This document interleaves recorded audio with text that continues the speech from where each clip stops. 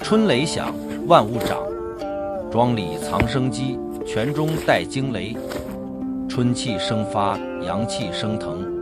正是天人合一、养气练功的好时候。形意之道，先静后动，一静一动，一藏一发，站桩养气，空静圆通，抻筋拔骨，气血贯通，崩泉属木，疏肝理气，力从地起，手脚齐动，两肘磨肋出拳，刚直迅猛，如惊雷炸响，